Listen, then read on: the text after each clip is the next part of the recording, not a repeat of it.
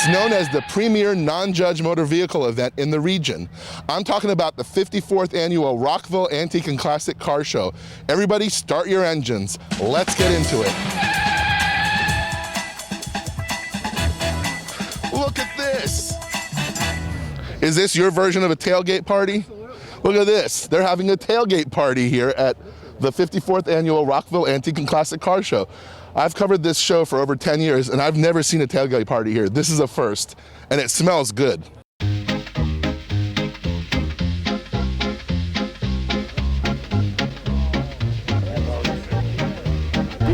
I'm gonna let you all in on something.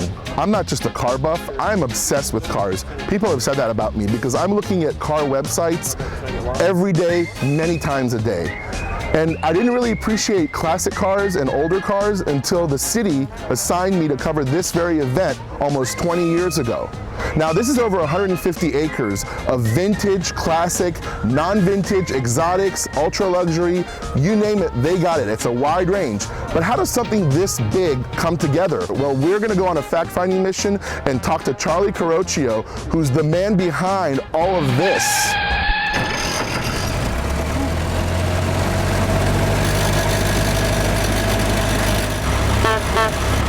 The first show was in September of 1962.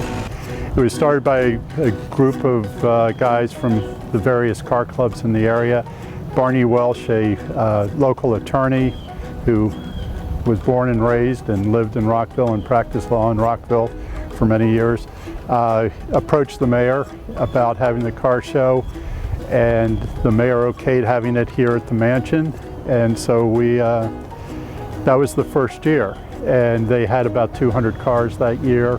They began by parading through town to the car show field, and then they had the car show, and afterwards they had a dinner dance where they all got dressed up and had a nice dinner.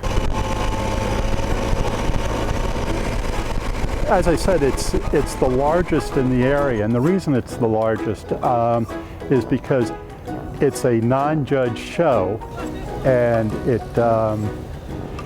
the participants are able to bring their cars, basically maybe wipe them down quickly, and then they can go out and look at all the other cars.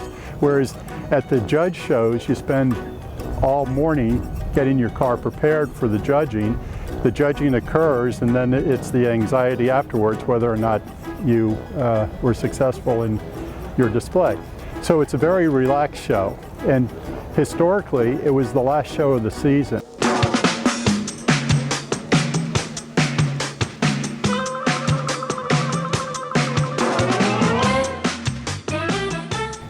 This year our special display, and we've had a special display almost every year since 2000, will be wood-sided vehicles, better known as woodies. And not all of them are station wagons. Some of them are automobiles, two-door convertibles and that sort of thing.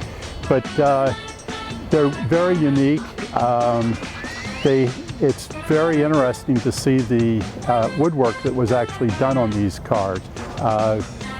How it's all bolted together, and just the whole thing about how they're done. And it's just remarkable to see that the people took the time and had the expertise to build these vehicles.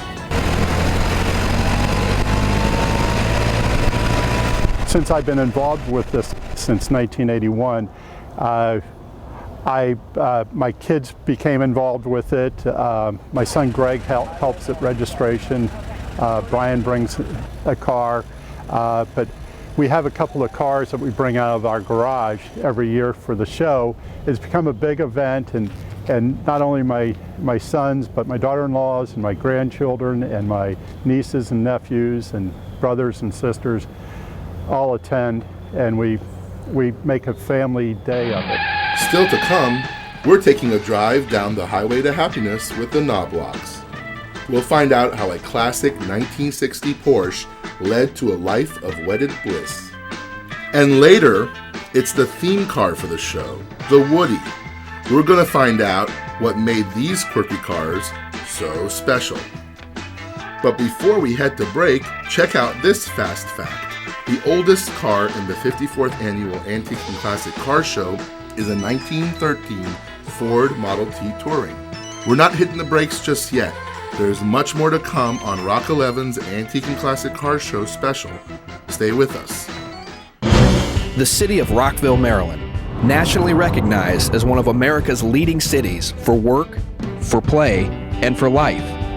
A vibrant, highly educated, business-friendly home to some of the nation's and the world's most prominent biomed and technology companies. With close proximity to the world's most powerful city, Washington, D.C. A place where citizens come first. The city of Rockville. Get into it.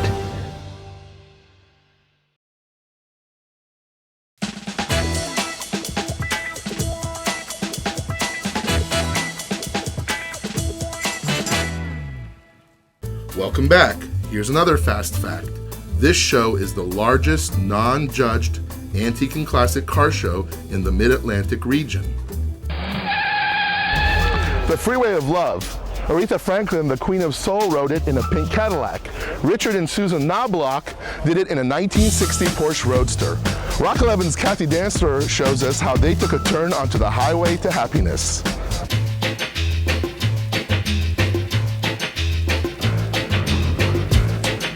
It's the meeting of soulmates. You see, this is the correct version of a front fender.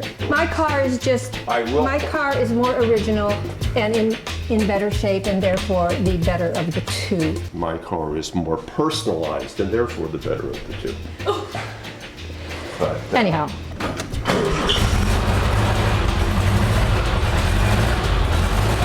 That's the sound of a 1960 Porsche Roadster. And if these tires could talk, they would tell you a love story of Susan and Richard Knobloch.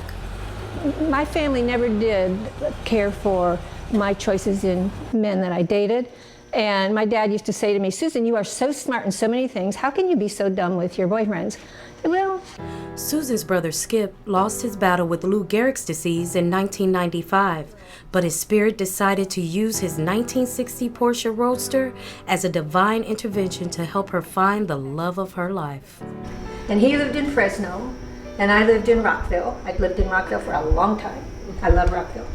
And so I finally, after he died in '95, and I got brave enough to have it shipped back from Fresno to Rockville, and it needed repair because it had sat in cold storage or hot storage in Fresno for 3 years. So I got somebody told me to go to this person to get it fixed. Well, the only good thing that person did is say, well, you know, you ought to meet some other Porsche people and go to the Porsche club. There's a whole group of Porsche people. I said, well, okay. And one of those Porsche people was Richard Knobloch. But it wasn't love at first sight. And I look over on a lift, and there is this car. So I said, who owns this car over here? And somebody told me, they said, oh, that's Dick. Now that's the only time I'm going to call him Dick in this story, because his name is Richard, but he was Dick back then. And Dick was standing there pontificating with several other gentlemen, and he had this great big beard. And so I go up to him and I said, I waited, and he was talking away, and I said, excuse me, I'm Susan, and I have a car just like yours. And he kind of looks at me and rolls his eyes and says, oh, or I don't know what you said. And I said, I'd like to, have you come and check my car out sometime. And he said, well, okay. And he was just getting ready to do a talk on brakes. That's why his car was on this lift, I guess. So anyway, I said, okay, well, I'll talk to you later. It would seem Susan's highway to happiness hit a roadblock, but Skip was still working his magic. I think if you believe in heaven, his spirit is all over, wherever you believe it is. His spirit said, I'm going to take over this job. So he made this meeting happen, and it's the meeting of soulmates. So I went back up to him, and I said, excuse me, I need to go now, and could I give you my name and telephone number, and you could give me a call, and maybe we could get together. As far as I was concerned, I saw a pretty foxy looking chick, and I had her business card. So how sweet is that? Anyway, so my friend tells me, he's got a problem with the horn, and it's like, well, anybody who knows these pieces of junk know what that is. So I call her up and say, hey, Susan, I've got a proposition for you. Little did I know it would lead to a proposal, but I understand your horn's not working. And she said, that's right. And I said, well, I'll come over, and if I can fix it, you take me out to dinner. And if I can't fix it, I'll take you out to dinner. So I win either way. I did fix it. And I took him out to dinner. Not only would it seem that their souls were connected, but their cars shared a special connection too. And keep in mind, Richard and I met in the middle period of our life, Middle Ages. And these cars were born 3 months apart. The engine numbers are within a 1,000 units of each other, the engine numbers. And to me, that's just awesome. So love blossomed, and it would only be right for the two classic Porsches to play a leading role in their nuptials. And then the two cars come together and just touch. And Richard gets out and opens the door for me, and I get out, and we go in and have our ceremony. And that was in '95. So we lived together prior to marriage for several years. Not 95. 05, I'm sorry. 2005, right, yes, sorry. In 2005. Seems like it. And it would also seem that these two are still riding on the highway of happiness with no chance of making any detours. For Rock 11 Now, I'm Cathy Dancer.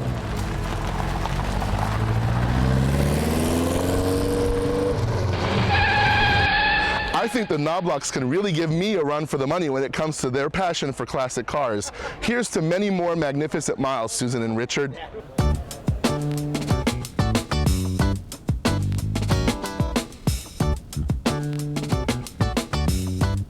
I'm here with Ron Davis from Fairfax, Virginia, with his pride and joy, a 1964 Porsche. Ron, how are you today? Just fine, thanks. And how long ago did you get involved with the Antique and Classic Car Show here? Oh, at least 10 years. And what do you have here? This is a 1964 Coupe 356 SC. How did you acquire it, and what's the story behind this? Well, when I was a kid living with my folks in Germany, I first encountered Porsches. That was in the early 50s. I thought they were such a unique, cool car. So then I bought my first one, a used one, in 1962 and had that for a while. That was our family car. And then kids came along and we moved on to Volkswagen buses. But in 1988, I went looking for another one, found one in DC, and started restoring it in '88 and finished it in '91 and been having fun with it ever since. We just did a story about the Knoblauchs. What do you know about them? Well, I became acquainted with them through our club here, the Potomac Owners Group. So I've known them for probably 7 or 8 years now. And what's your favorite part of the show besides your vehicle? Well, I like a lot of the 50s American cars. They're very stylish, very unique in many ways. And of course, this year, the featured car are Woodies, and there's some beauties down there. And we're going to look at those in a little bit. Thank you very much.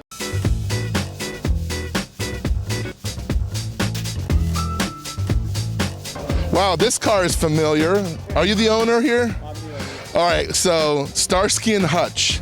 Correct. The most famous buddies in 1970s cop shows, right? Correct. Tell me about how you got this and what is the connection to the show? Well, no connection to the show except the car. 4 dealerships made around 1,100 of them. The red and with white stripe. My mother bought one brand new off of a showroom floor in Annandale, Virginia. And that passed on to other people. And so whenever this came up about 20 years ago, I bought this one. It's been the family ever since. It gives the General Lee a run for its money, I think. Believe me, yes, sir. It sure does.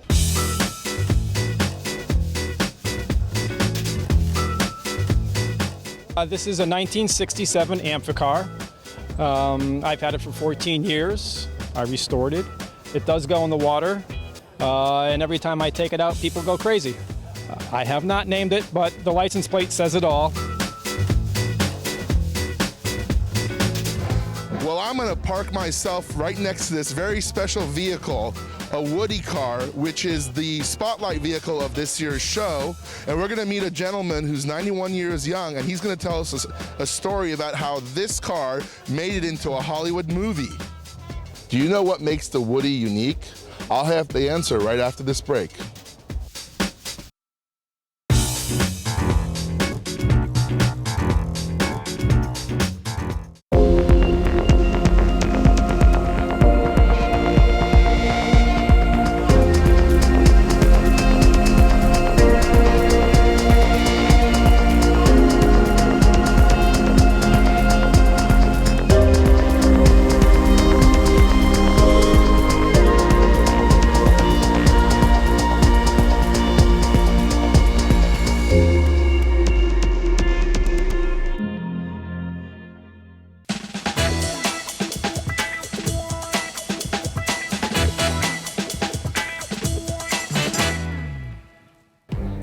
Before the break, we asked you if you knew what makes a Woody unique. Well, here's the answer.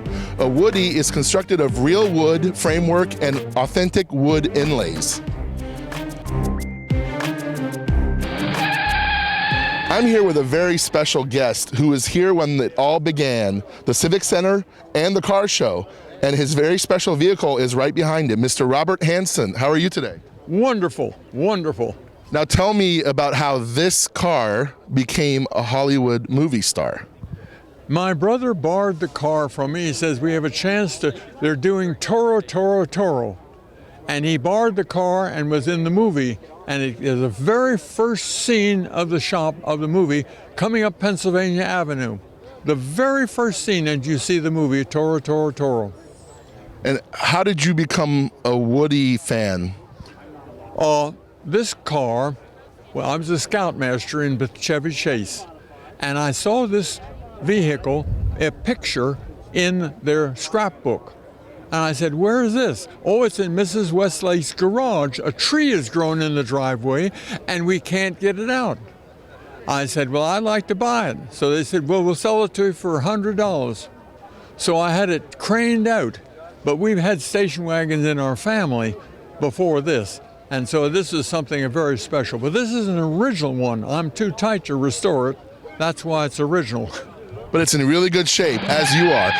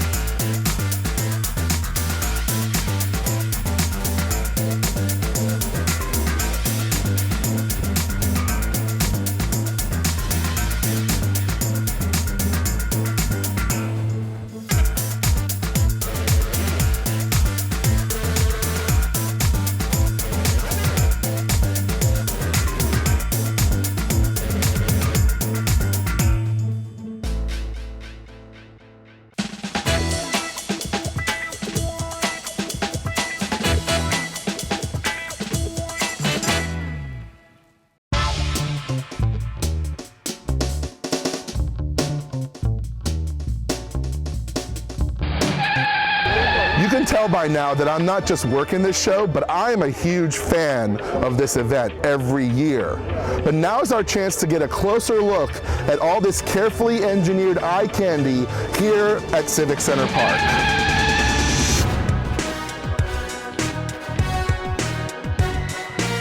And nobody messes with you in traffic when you're driving around in one of these. No, the crowd just parted and I came right through. I couldn't understand it. It was amazing.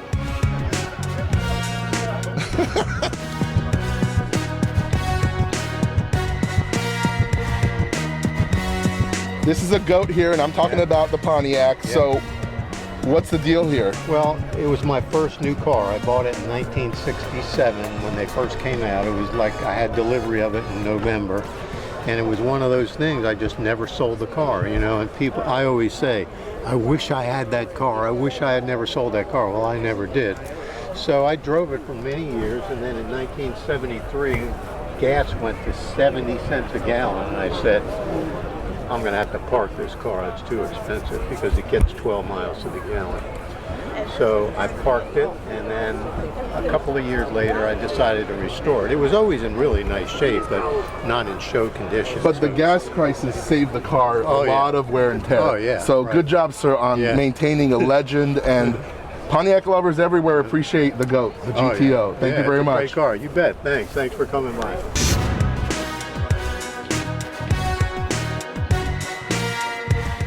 I've been to your party like 3 years ago. You remember the parties, but you don't remember the cars, right? No, well, you have so many. You have like 20 or 30, right? Here we have Lothar, who I've been to your house because you have a huge car collection. Tell me about your involvement with this show and the club. Well, I think that the Rockville Auto Show is one of the nicest shows. I go around the country to a lot of shows, but this one has an atmosphere like no other show. It's non-competitive. It's really get together and have fun. I know a little bit about you. You go to Europe, you go all over the place, and you've won a few really prestigious awards. Just hit on that a little bit. Well, I mean, I'm a little bit fanatic about restoring cars to their original condition, and we won some Best in Show awards, and all the way down to Florida and all the way up to New England.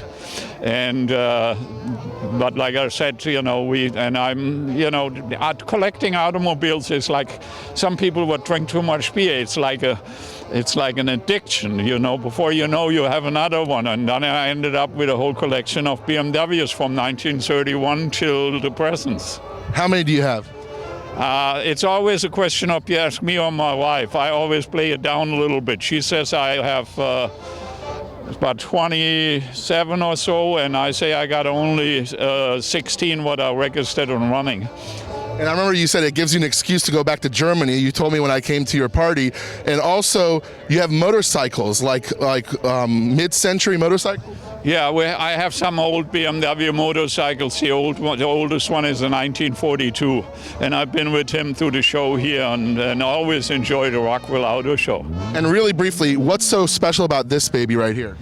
Well, I had it for almost 15 years. I found it somewhere in the backyard, and it was all rotten away and rusted, and I brought it home, and it took me almost 15 years to start, and then about 6 years ago, I started restoring it, and this is the second outings, the second time the car is in public. Thank you very much, and you came here at the right time when it was done. Thank you very much. I thank you all for having such a beautiful show.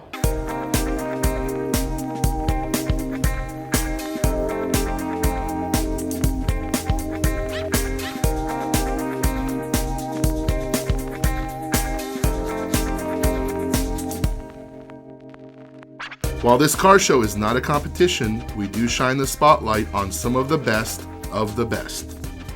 The winner of this year's People's Choice Award is the 1967 Ford Mustang owned by Alexander Harbitz.